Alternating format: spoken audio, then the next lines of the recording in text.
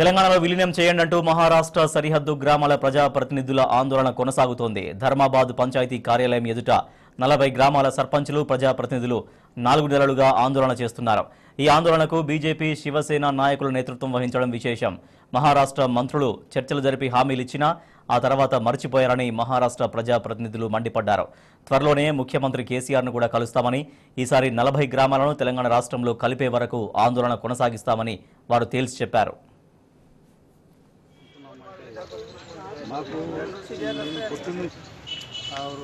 పొలాల ఇదివరదాకా కరెంట్ కూడా చదివింది.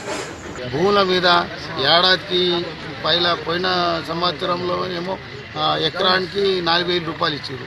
ఇప్పుడు 5,000 ఇస్తానని మీ సీఎం గారు ఒప్పుకున్నారు. ఇవన్నీ వాళ్ళు చేసే పనులన్నీ మేము చూస్తే మాకు కూడా ఇట్లా అనిపిస్తున్నది కదా, మేము కూడా తెలంగాణలో రావాలని కోరుకుంటున్నాము. మా ధర్మాబాద్ విషయం వాళ్ళు ఆలోచన చేయాలా, మా ధర్మాబాద్ తాలూకాని వాళ్ళు తెలంగాణలో షామిల్ చేసుకోవాలా, ఢిల్లీ పోయి మాట్లాడుకోవాలా, ఇంతే కోరుకొని ఇవాళ ఈ మీటింగ్ అయితే వాళ్ళు ఏ పని కూడా ఇదివరకు చేస్తలేరు, చెయ్యలేరు. ఇదివరకు దాకా ఇట్లనే ఆశ్వాసం ఇస్తారు. ఇంతకు ఇక ముంగడు కూడా ఇట్లనే అవుతుంది. ఇది మేము అందరం గట్టిగా ఆలోచన చేసుకొని తాలూకా సర్పంచ్లు అందరం ఇవాళ ఇక్కడ కూర్చుంది. తెలంగాణలో తమని కలపండి అంటూ మహారాష్ట్ర రైతుల ఆందోళనకు సంబంధించిన పూర్తి సమాచారాన్ని మా ప్రతినిధి దివాకర్ అందిస్తారు. దివాకర్. రాజేష్, మహారాష్ట్ర సరిహద్దు ప్రాంతంలో ఉన్నటువంటి గ్రామాలను తెలంగాణ రాష్ట్రంలో విలీనం చేయాలంటున్న డిమాండ్ రోజు రోజుకు తీవ్రతరమవుతుంది. అయితే తెలంగాణలో జరిగిన అసెంబ్లీ ఎన్నికల కంటే ముందు నుంచి కూడా ఈ డిమాండ్ వాళ్ళు ప్రజలు చేస్తున్నారు. ప్రజలతో పాటు ప్రజాప్రతినిధులు కూడా వాళ్ళు పెద్ద ఎత్తున నిరసన కార్యక్రమాలు కూడా చేపట్టిన సంఘటనలు మనం చూసాం. అయితే తాజాగా నిన్న నాందేడ్ జిల్లా ధర్మాబాద్ తాలూకాకు సంబంధించిన 40 గ్రామాలకు సంబంధించినటువంటి సర్పంచులు, ఉప సర్పంచులు, ఇతర ప్రజాప్రతినిధులు ధర్మాబాద్ గ్రామ పంచాయతీ పరిధిలో ఉన్నటువంటి గ్రామ పంచాయతీ వద్ద కూర్చొని వాళ్ళు ధర్నా కూడా నిర్వహించడం జరిగింది.